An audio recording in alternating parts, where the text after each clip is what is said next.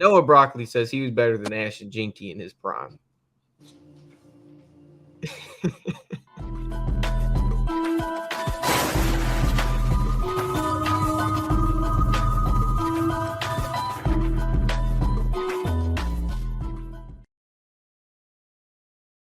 What I saw from our ex-Heisman quarterback, Jayden Daniels, was very, very promising, but also very, very concerning.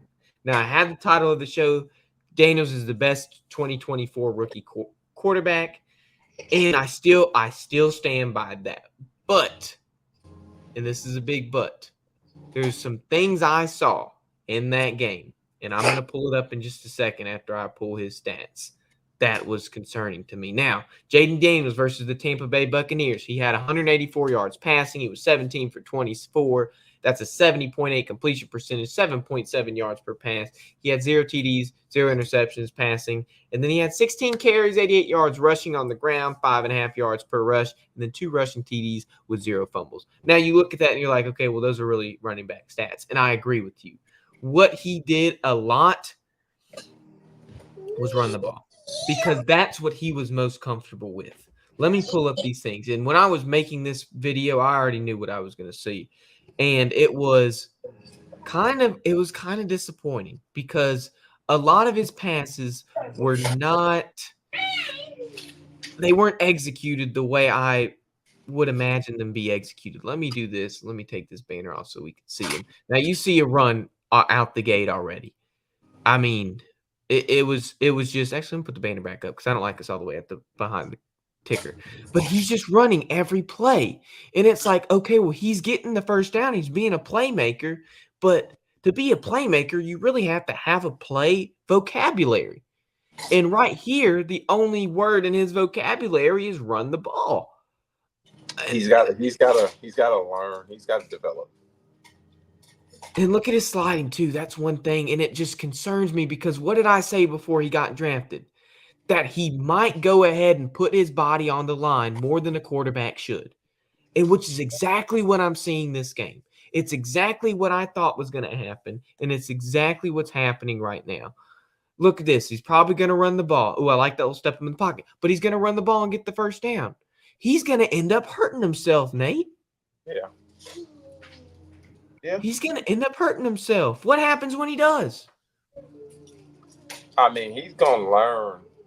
He's going to have his coaches getting on him like, hey, you got to learn how to slide and slide properly, because that was the thing that hurt Michael Vick, outside of the fact that the game was different, a lot different then.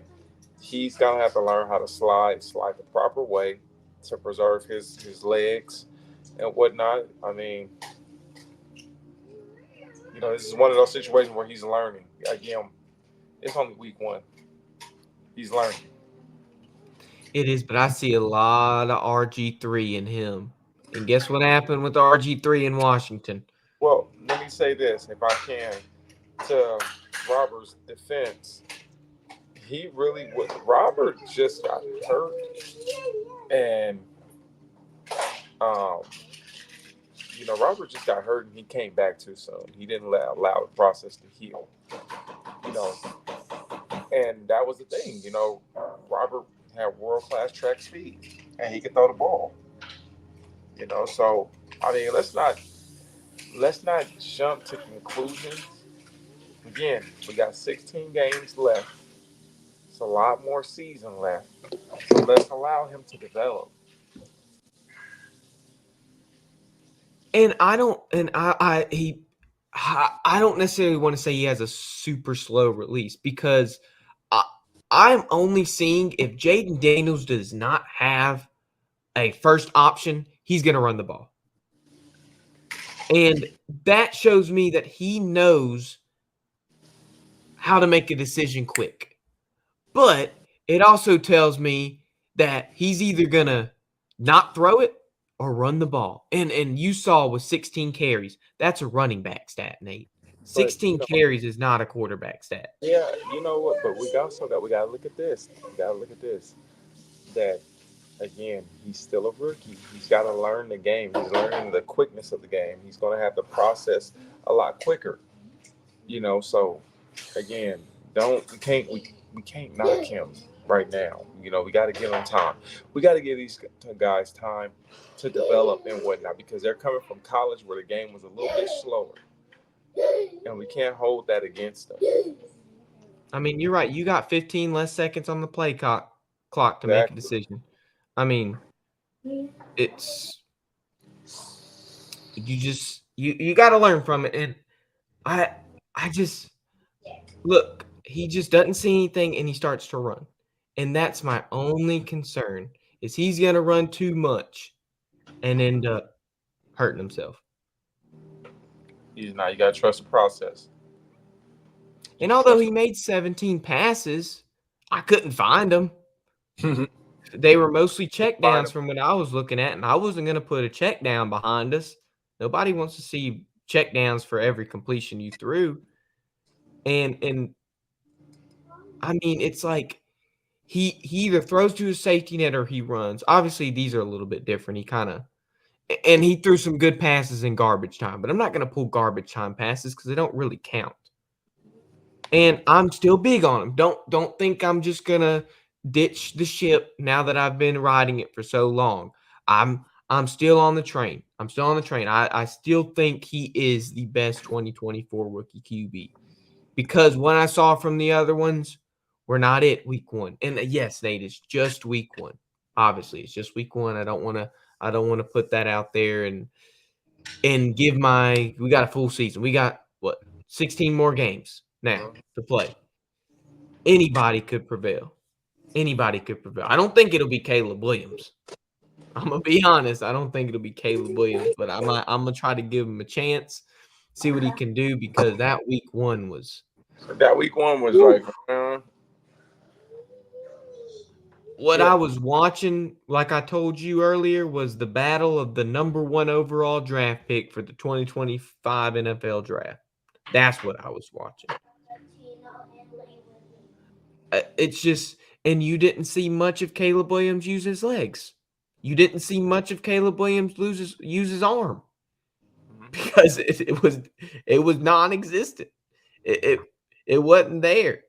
I mean, I I can't really give you a proper guess or prediction of what I think will be the outcome. We have a lot more to show. These guys have a lot more to prove. And sure, it's only 24 passes he completed, 16 carries. And that might be the next version of football. We're seeing quarterbacks do a lot more now with their legs and it put a lot more responsibility on them in terms of their offense. mhm. This might be the new what the The new quarterbacks do norm. from now on. It might, yeah, it might be it. What do you think about that, Nate? It might be the new norm. I mean, but the game is transcending. The game is growing.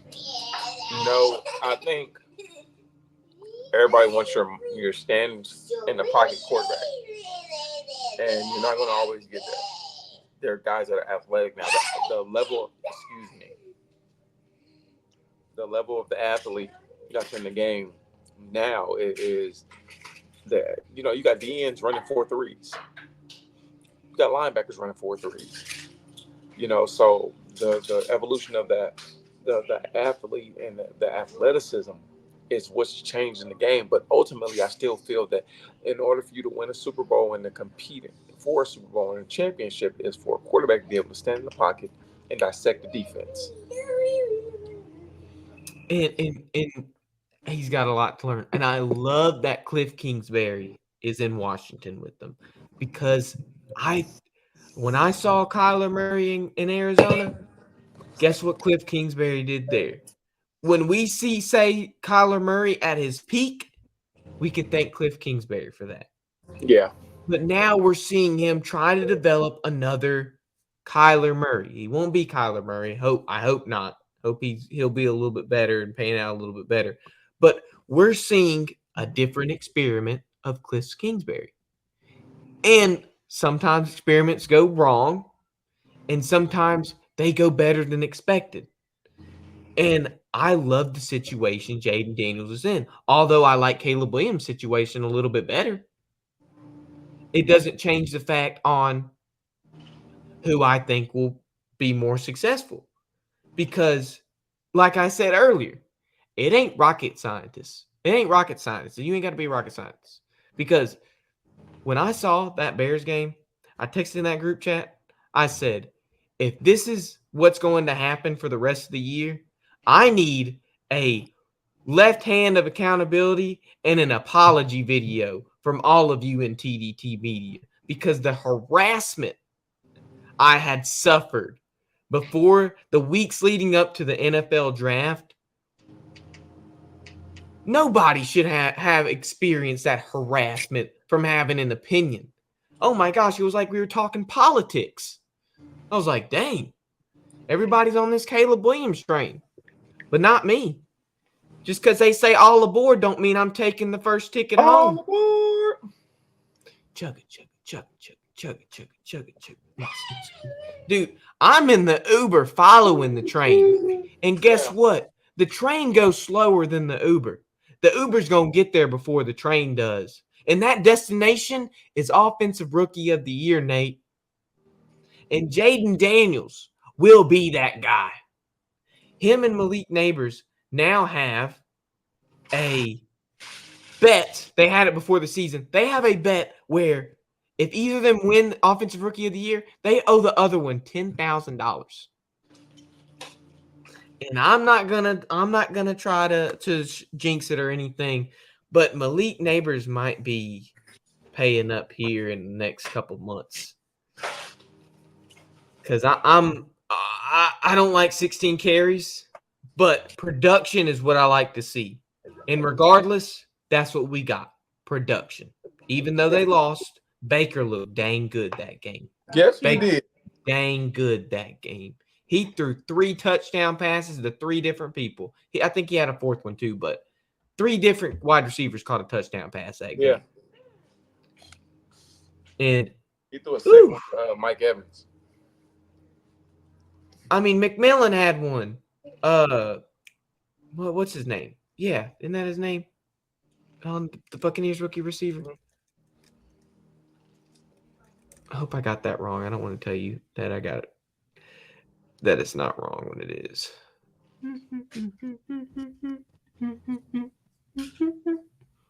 Should already know this. I apologize. Yeah, McMillan, Jalen McMillan. Okay, I was right about that. And yes, 10K is not a lot for those guys, but it is a bet nonetheless. If me and you were to bet 10K on something, I'd be in the hole. I'd be using probably 6 credit cards to try to get that 10K to you. And we're not here to make bets on the breakdown. We can't bet on games in the state of Mississippi. It's illegal. So I'm just going to say I'm in Illinois because I know for a fact Illinois can bet on games for this one. And I'm gonna put a little bit of orange for Jayden Daniels, and we're gonna see what happens at the end of this year and see how well these rookie quarterbacks can perform. Because I'm really interested to see what Bo Nix does in Denver. Yeah.